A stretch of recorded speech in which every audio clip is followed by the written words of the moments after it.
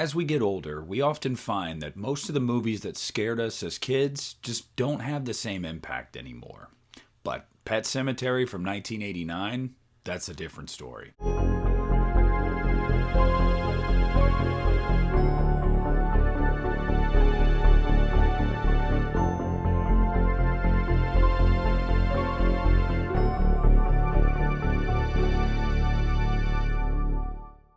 Hey, what is up everybody? Nick here, and today I want to talk to you guys about a movie that still gets under my skin. For different reasons than it did when I was a kid, but an effective, creepy movie still to this day, nonetheless. And that is 1989's Pet Sematary. Now, I grew up with a mom that was a really big Stephen King fan, so a lot of these adaptations we watched at young ages that we probably shouldn't have. Needless to say, I had a childhood that was full of scars from Stephen King's adaptations, from It to Pet Sematary to Rose Red. But the one that always stood out to me was Pet Sematary. That was the movie that I was like, I don't know, man, there's something about that. That's like voodoo. I don't know, keep it away from me. Pet Sematary was a movie that resonated with me and I think a lot of other people, simply for the fact that, well, one, we all had pets, or most of us did. And we all were terrified of the idea of them dying. And then what do? Do you bury them? Do you cremate them? How do you go on without your pet? The idea that you could bury your pet in a cemetery for pets and it would come back sounds cool on its face, right? Like, oh, I lost my dog or I lost my cat. But don't worry, he can be reanimated and I can live with him forever until I die. Yet, it's not how it works. Building a movie around that premise, something that a lot of us are familiar with and something we will face at some point in our lives, was a brilliant idea. And I guess I should say building a novel around that, because it was a story first and foremost. A story that I read after I'd seen the movie when I was a teenager and prefer the book. And as you get into the movie, you see how this little girl loves her cat. And when her cat dies, a father does what any father would probably do. He's told, hey, if you bury this thing somewhere else, it'll come back and she'll never have to deal with losing that animal, at least not yet. So of course the father's like, yeah, I'll do that. And the cat comes back, and the cat is not the same. And it starts a chain of events in this movie that just continues an insane descent into madness and depravity and emotional scars for me. I'm going to say a lot of really good things about this movie, but the first thing I want to talk about here, and something that I've never understood why it gets so much hate, is the cast. People complain about Dale Midkiff in this movie as Lewis. I just don't see it. I've never seen it. There's a specific scene that we're going to get into very shortly that sold me from the very first time I saw it. Maybe there's some line deliveries here and there that are stiff, but the moments where he needs to deliver, I think he absolutely does. Denise Crosby I really like as well. She is actually like manic when she needs to be. She's caring. She's worried. I love her performance as well. How could you say anything bad about Fred Gwynne? Like, there's no way to say anything bad about Fred Gwynne. His role of Judd turned into one of the most iconic and recognizable performances in horror, so I think all around the cast is great here. Not to mention a little kid, Miko Hughes, as Gage, tasked with what he's tasked with in the third act of this movie. I think he does fantastic. Also, the setting of this movie is great. It is this small town. This doctor and his family are trying to move away from the city. They want to go to this small town where it's quieter and it'll be more peaceful and they can raise their two kids. And look, there's a lot of stuff in this movie that's going to freak you out when you're a younger age.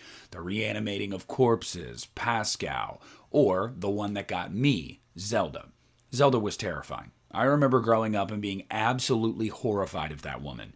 I heard the voice everywhere I went. I saw that just deformed, creepy, demonic-looking creature in my dreams. That is what stuck with me as a child. As I got older, things changed. I told you that this is one of those movies that still creeps me out, and it's actually harder for me to watch nowadays. No, it's not the zombie church or Zelda at this age. No, it's specifically all the stuff to do with Gage. Look, this movie tackling this, and especially tackling it in the most macabre way possible, I think is what makes this movie and this novel so iconic. I think it is what makes people talk about this. When you have a small child and you see what happens to this child, and director Mary Lambert does a fantastic job of inferring it rather than overtly showing it to you, it does things to you. And as you get older and you have kids, it really, really changes your perspective on it. You know, when you first see it and you're young, it's still terrifying. It's still something that you don't want to see happen, of course, but it changes with time. When I became a dad, I found myself, every time I would watch Pet Sematary, being more and more like unwilling to revisit it soon. Like, it became harder and harder for me to watch because that hits way too close to home. And when you see Dale Midkiff's performance, just after that truck hits Gage, everything after that, that sold me on this guy in this movie. I don't know how anybody can say that he was not good in this movie. The scream as he falls to his knees in the road, nightmare fuel. Him digging up Gage's grave and rocking with him and talking to him, just, I don't even know. And all of that is born out of very real fears and questions that we as humans have. And this story really plays off of those. And I think taps into things that are very effective and pertinent to you no matter what age you are. First, you've got the idea that Lewis doesn't want his daughter to have to say goodbye to her animal before she's ready. He doesn't want her to be faced with death yet. So when he hears there's a way to potentially bring the animal back, he does that, as a lot of parents would do.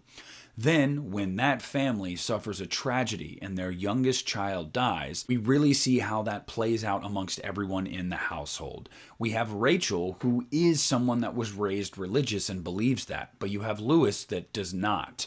And their daughter that's caught in the middle of it, trying to understand what happens when you die, and where did Gage go, and will I see Gage again?